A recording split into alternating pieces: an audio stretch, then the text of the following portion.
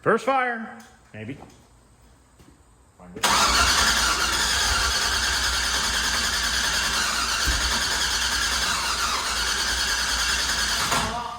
I'm not turning the key.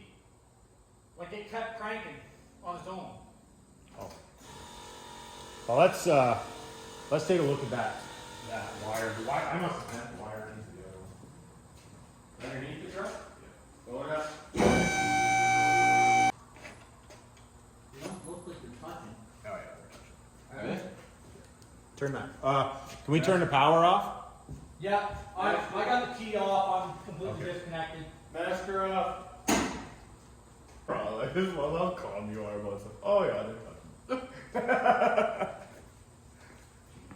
Oh yeah, that's not supposed to be there. Oh yeah, that'll do it. Exactly. It's so funny just how calm he stays. Like, sends a rod up the side of his engine. Oh, that's not supposed to happen. Yeah, Oh yeah. After you wreck as much shit as I've wrecked, it's just you're like, oh, I fucked that up.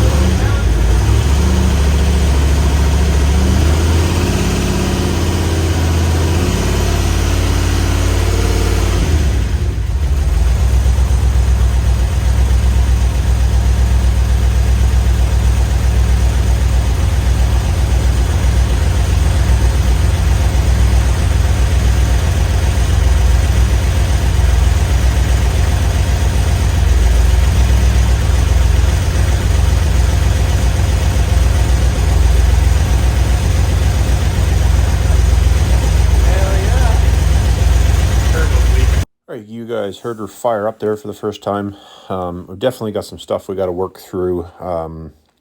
At this point, it is already fixed, but you guys won't see it till the next video. But we had to, the coil, originally the truck didn't want to start because the coil wires were actually, the wires that come from the Holly were actually flipped the wrong way, because when the coils got flipped, the wiring has to flip. That wasn't a huge deal. We figured that out pretty quick. But we found that the original wiring harnesses going to the coils for the LS were broke inside, so we were running on 6 cylinders, but that's okay. It didn't hurt anything, or it wasn't firing properly. It was firing, just not the way that it's not the way the right way. So we were having a couple cold cylinders, so not the end of the world. We put new coils on it and new jumper harnesses, the proper harnesses for it. Threw some new spark plugs in it, and everything is good as far as that goes. Now I had to fix a couple oil leaks. You'll see, I think the one oil leak you'll see in the video, it was some bolts in the back of the housing for the oil seal. The bolts were too long and they weren't pinching the cover tight. Not a big deal, easy to fix. Just one of those things. If you're not super paying attention to stuff, sometimes you can get missed. And when you're doing a project like this, you guys have to understand, if you've never done a project like this, it is very, very labor intensive, like hours and hours and hours. Like I'm probably going to be 250 hours deep into this thing.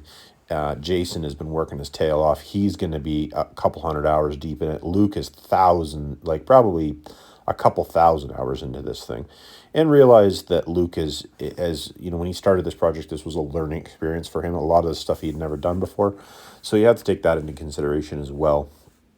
So some of the stuff we're kind of going through and fixing, and a lot of that has to do with my years of experience in maybe not knowing what to do, but knowing what not to do. So I just wanted to let you guys know that. But it is running. We've got all the little problems fixed as far as that goes. And you'll see that in the next video. We fix a bunch of that stuff. And then after that, you'll see us going through, fixing more stuff, putting more stuff together. But, we're just fixing stuff as we find problems. And I'm pretty confident that we'll have it done for Miles Mayhem, no problem. But we still got a pretty good push. Like there's still... I'm going to say probably 150 hours worth of work that needs to get done on this thing at the bare minimum. I personally, getting probably another 60, 70 hours into this thing before it's going to be ready to go. So we got a lot of hours put into this thing. So if you guys, please like, subscribe, hit me down in the comments, and let us know what you think.